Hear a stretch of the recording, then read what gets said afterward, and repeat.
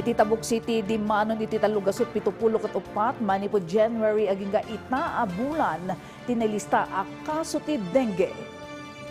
Iti report ni City Epidemiology and Surveillance Unit, nangat-ngato dayto iti 60% no idilig, iti nilista adwa gasot 34 a kaso iti napalabas atawan iti kapada a period. Gapo iti dayto nagpalagip ti City Health Services Office iti publiko amang isangkat iti 5S strategy tatno maliklikan ti panagadu ti kaso ti dengue iti syudad. Pakiramanan dayto iti search and destroy kadagiti pagumumukan dagiti lamok.